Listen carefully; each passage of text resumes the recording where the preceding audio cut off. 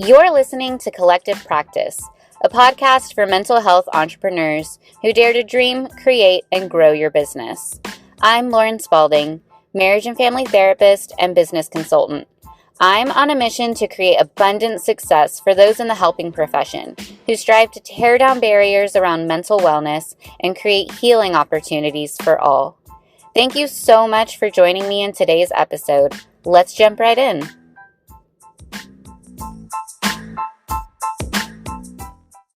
Welcome to Collective Practice, a podcast about business growth for mental health entrepreneurs. I'm Lauren Spalding, and if you are joining me for the first time, I'm so glad that you found me. Today, we're going to be talking about a mindset for growth in wealth that's going to keep you aligned with your values, regardless of where your finances are. And yes, I am wearing green lipstick because it's October, the best month of the year, in my personal opinion, and Halloween is just around the corner, the best holiday ever, in my personal opinion. Now, I have been sharing my business and my business model with therapists that are in my life currently and in my community, and that has been met with so much excitement, support, and curiosity. But it's also been met with a common limiting belief. When I share that my passion in life is to introduce the idea of wealth and wealth building into the mental health industry, I am often met with the comment, I don't really need more money, or I don't really need that much money. I never saw myself making that amount of money. And here's why I think that is actually the perfect mindset for someone to grow their business and grow their wealth. If you are currently content with the salary that you're bringing in, that means you are in a great spot to try out new things. Because with that confidence comes less fear of risks. So I currently am happy with the number of clients that I have on my schedule. As I'm budgeting, I'm recognizing that this paycheck that I currently have is good enough to meet all of our needs currently as a family of 3. I know the bills are going to be paid. I know that we can put a little bit of money aside every month towards our savings goals. And I know that we can continue to work towards our goal of paying off debts based on what I'm making right now with my one-on-one clients. That means I have more capacity to start playing around with other things that I want to do. I now am promoting the trainings that I've always wanted to do. I now am putting together the groups that I always wanted to start. And I'm even starting to play around with a retreat that I've always wanted to host. Because I'm comfortable with the financial situation I'm in currently, there's less risk and there's less fear of failure. Because if my training next month ends up with no participants, it's not going to impact my family or my own financial needs. And that means that you can be more intentional with your choices. If you're working from a scarcity mindset where you're constantly fearing the loss of 1 or 2 clients or the loss of XYZ, because if that happens, the whole scale will tip, you're going to subconsciously make choices that aren't necessarily right for you, or even sometimes not necessarily right for your clients or people that you work with. So instead, when you start expanding your wealth and having money coming in from other places, you can leave that scarcity mindset. Because that scarcity mindset it's a protective thing. It's something that our brain does to keep us safe. I feel like that's a safe bet to generalize, but I'll be a little bit less general.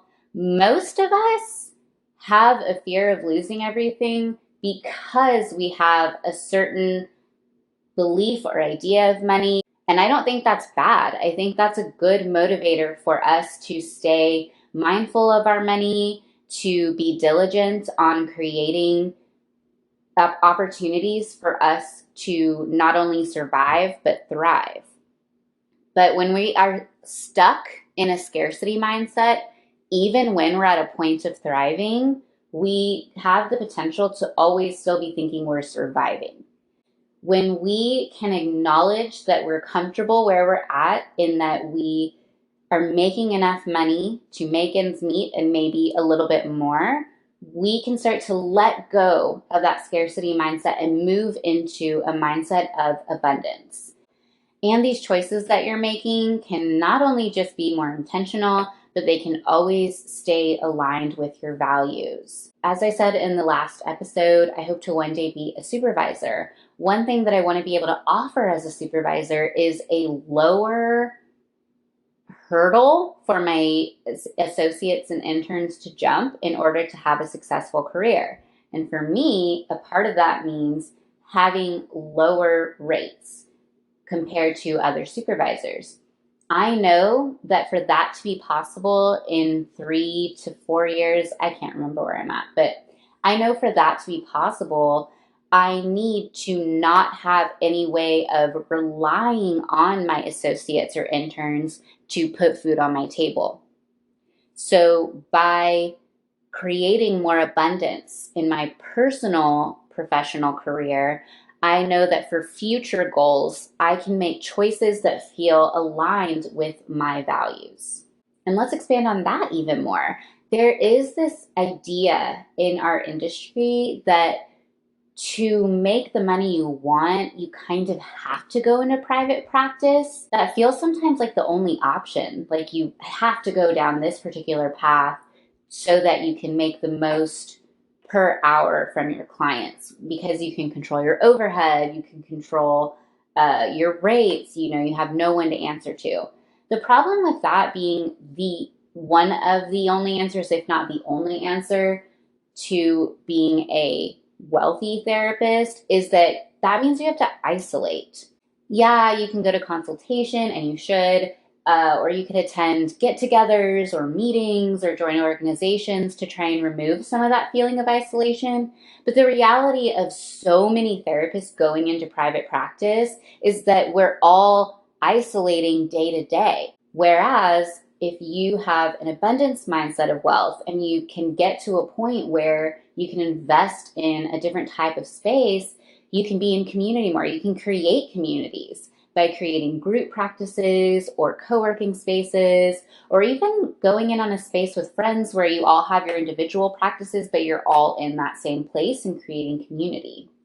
And as you think about sticking with what you do, having that consistent pay come through, and then trying other things like trainings, supervision, whatever that might be, you also have less pressure of a deadline.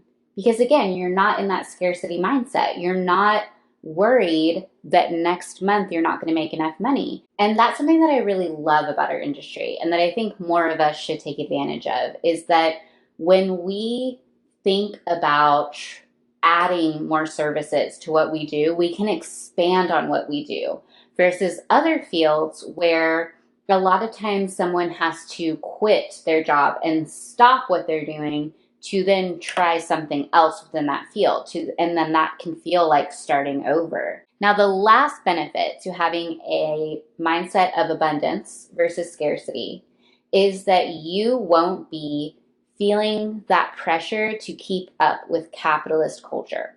What I mean by that is, if you always stay in a scarcity mindset, if you always feel like you need to be making more money, you often fall into the trap of always putting yourself in the hole. So if you have an abundant mindset right now, if you're thinking, yeah, I do have a financial goal, but it's this, and I don't feel like I need anything beyond that, that's amazing, because anything you make beyond that is going to just give you the superpower of giving. It's going to give you the freedom to donate, to give back, to scholarship, to mentor, to do pro bono work. It's going to give you that freedom to put your wealth back into the community. And there's actually evidence behind this. So Rachel Rogers references this in her podcast, Hello 7. which is also her website. I think it's hello7.co, maybe it's .com. And if you don't know who Rachel Rogers is, she is a business coach. She used to be a lawyer. And her philosophy of business coaching is that she truly believes that all women should be millionaires. And you should be millionaires independently, not also with your partner's income. So her whole concept, which I love, which has motivated me personally, is that making money as a woman is a revolutionary act. And it means a better community. Because on average, women put 60% of their wealth back into the community, whether that's through donation or that's through hiring or mentoring or whatever that might be. Whereas for men, on average, put 10% of their wealth back into the community. Historically, and even to today, the majority of wealth is cisgendered men. And historically, including today, those cisgendered men are only putting 10% of their wealth back into the community because they have a mindset of scarcity. If you are listening to this, if you have been chatting with me about this and your mindset is, I'm happy where I'm at, or I know I would be happy at this goal, awesome. I want you to strive for more than that for your community. If you build wealth, it doesn't mean you have to change your desires. It doesn't mean you have to change your priorities. It doesn't mean you have to change your personal goals. It just means that you have more opportunity to change the community around you. And that's badass. And more of us need to do that, especially therapists, because we are natural helpers. And a lot of times that's what brought us into the field. All right, I'm done talking your ear off. I hope you enjoyed my green Frankenstein lipstick for today's video. I so enjoyed this. I love recording these, even though I still feel awkward staring at a camera while I talk. But I just love the feedback I've been getting so far. And I look forward to talking more and sharing more and creating more abundance. Yes! All right. Thanks so much for tuning in, and I will talk to you next week.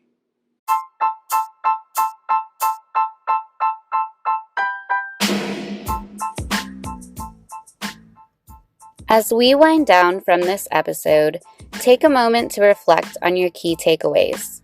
How can you care for your business and yourself this week?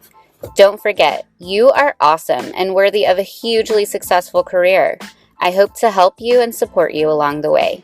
I'll see you in the Collective Practice Facebook group and in the masterclass. Visit laurenspalding.co for more details.